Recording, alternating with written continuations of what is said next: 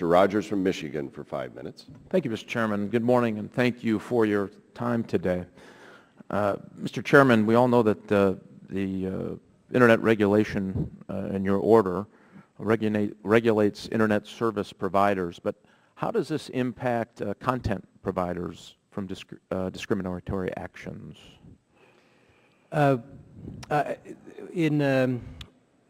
you asking about intellectual property issues on the? Well, I mean, companies like Google and Skype and other companies are not impacted by your order. I'm just curious if you believe that there's the ISPs are conducting some discriminatory, which you claim they're not. Is that correct? It could be. There have been instances of discriminatory conduct. Okay, but how do you prevent in this order discriminatory conduct for content providers? Historically, this issue, the open internet protections that have been in place since 2005 have been focused on the internet service providers, and that's for good reason. That's fundamentally where the Communications Act points us to companies. I understand, but this particular order does not impact content providers. Yes? That's correct? Yes. Okay. In your December 21st press release, you described, and I quote, "The Internet has thrived because of its freedom and openness, the absence of any gatekeeper blocking lawful uses of the network or picking winners and losers online," end quote. But I'm curious, when I read the order, aren't you merely making the government the gatekeeper in this particular case?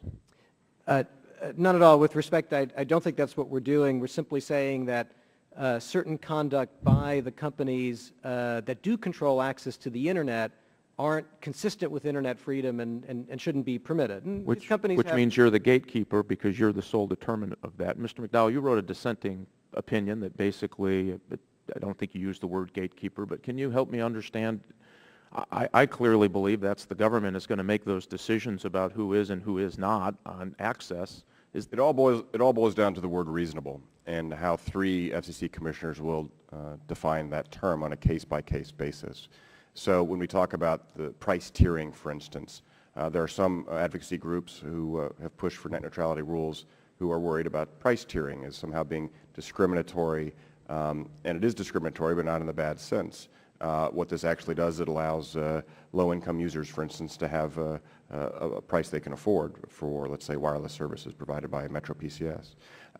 But is that reasonable? That's going to be determined by 3 FCC commissioners, unelected appointees. And certainly opens the standard. They were talking about applications and the next generation of Facebook, but just because nobody wants to buy my particular product or app, I find it unreasonable that I don't have some unusual access to the Internet. Could I bring a case like that to the Commission?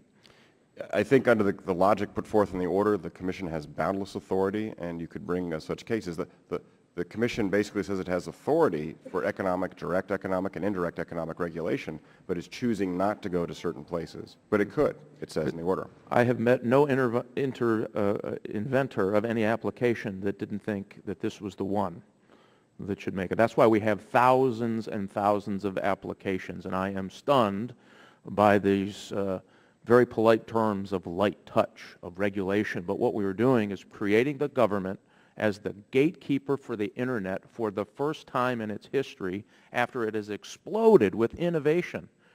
And you use Facebook as your term for the future, but Facebook was there before you got there, and so was Netscape. And so is Google, and so is YouTube, and it explodes, and it's fantastic. And for the government to step in and get the keys to the gate scares me to death. And I will ask you this, Mr. McDowell, was this a controversial order? I mean, given the sense that 300 members of Congress, yes or no? Yes.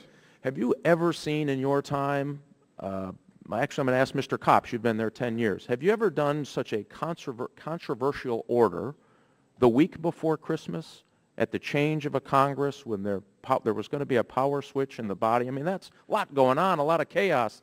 This is major. It's controversial.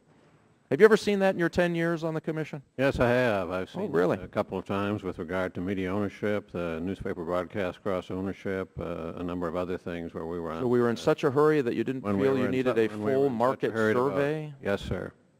Wow. Interesting. And Mrs. Baker, you described that the market surveys before, the European Union, not known for its bashfulness about regulating anything if it moves.